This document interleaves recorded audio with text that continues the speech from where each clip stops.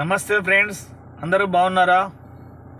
ఈరోజు టాపిక్ ఏంటంటే మన డాక్టర్ బాబాసాహెబ్ అంబేద్కర్ గారి పుట్టినరోజు.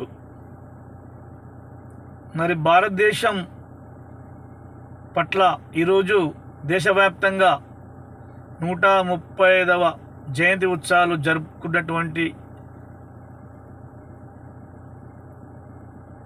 మాట నిజమే, శుభదినం.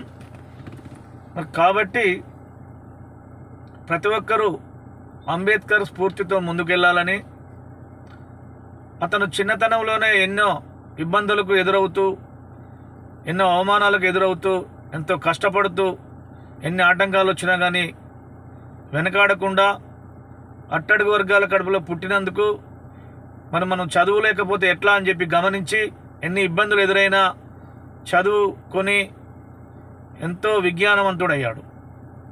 మరి అతను ఎన్నో పిహెచ్డీలు చేశాడు, ఎక్కడెక్కడో తిరిగాడు, అన్ని తెలుసుకున్నాడు. భారతదేశం పట్ల గౌరవంతో మరి అట్టడుగు వర్గాలకు న్యాయం చేయాలని చెప్పి ఆలోచించి మరి రాజ్యాంగపరంగా కూడా కొట్లాడి కొన్ని చట్టాలను సవరించడం జరిగింది. అదేవిధంగా మరి ప్రతి ఒక్కరూ రాజకీయ రంగాలలో ఉండాలి.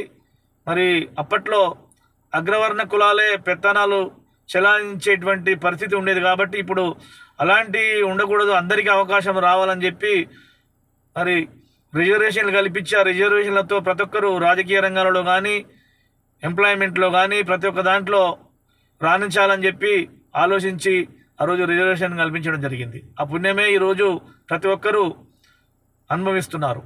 కాబట్టి మరి మనము అంబేద్కర్ స్ఫూర్తితో ఇప్పటికైనా తెలుసుకొని ఆదర్శంగా తీసుకొని ముందుకెళ్ళాలి. చదువు అంటే మూడో కన్ను, చదువుకుంటేనే భవిష్యత్. కాబట్టి ప్రతి ఒక్కరు పిల్లలు ఈరోజు భవిత, ముఖ్యంగా స్టూడెంటు చెడు అలవాట్లకు బానిస కాకుండా మంచి బాటలో ప్రయాణిస్తూ మంచి ఉన్నతమైన చదువులు చదువుకొని అభివృద్ధి ప్రథమలో దేశం పట్ల గౌరవంగా ఉండాలని కోరుకుంటూ మీ అందరికీ నేను తెలియపరుస్తున్నందుకు నేను కూడా సంతోషిస్తున్నాను. Thank you. జై భీమ్, జై భీమ్. Thank you.